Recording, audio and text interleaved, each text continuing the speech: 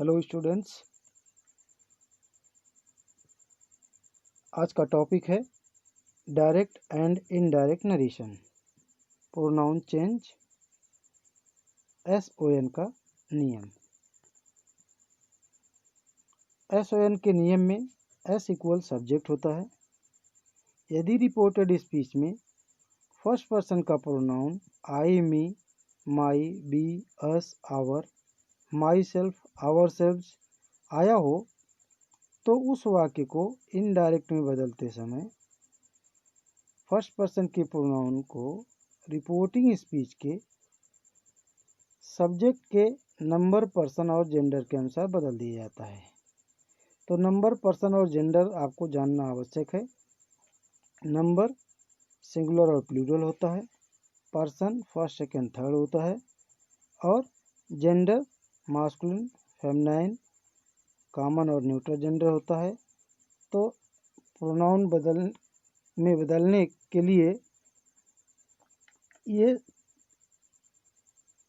Number, person और gender आपको जानना आवश्यक है। तो इसे उदाहरण के माध्यम से देख सकते हैं। पहला वाक्य है, Ram said to me, I am going to Kanpur.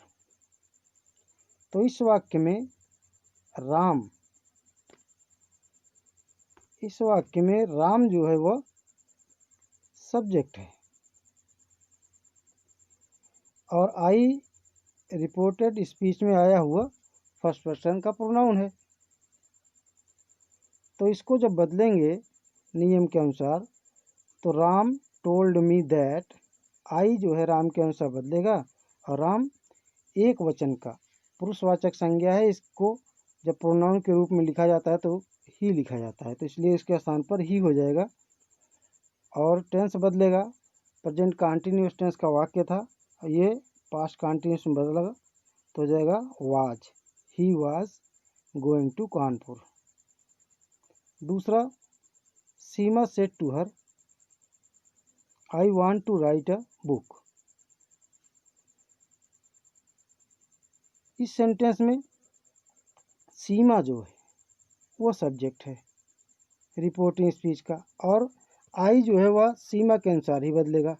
सीमा एक वचन का स्त्रीलिंग का नाउन है, तो इसको जब आई के स्थान पर लिखेंगे तो एक वचन स्त्री के लिए जो संज्ञा प्रयोग में लाई जाती है कर्ता के रूप में, सब्जेक्ट के रूप में, वह सी होती है, इसलिए आई के स्थान पर सी हो जाएगा।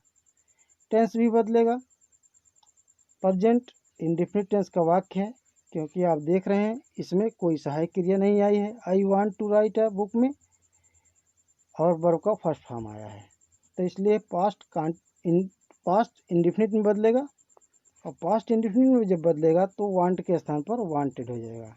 पूरा सेंटेंस बनेगा क्या? पूरा सेंटेंस होगा, Seema told her that she wanted to write a book.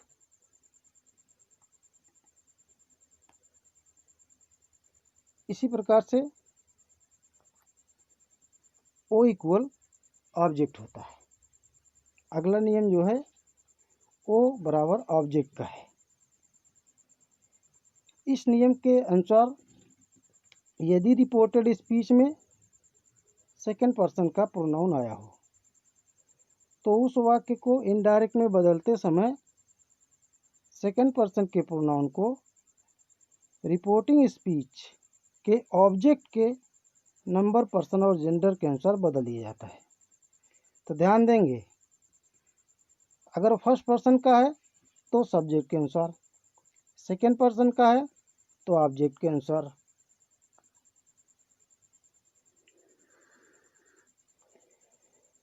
Example इसका देख सकते हैं।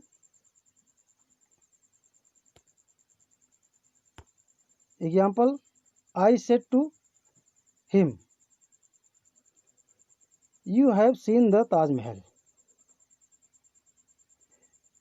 तो रिपोर्टिंग स्पीच में हिम शब्द जो आया है, हिम, और जो रिपोर्टेड स्पीच में यू आया है, इसी का संबंध है, देखना है आपको।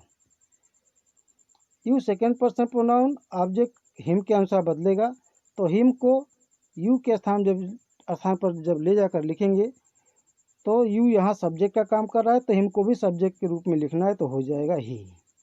तो I told him that he, tense के अनुसार बदलेगा तो ये पास्ट परफेक्ट में बदल जाएगा, क्योंकि यह प्रेजेंट परफेक्ट का वाक्य है।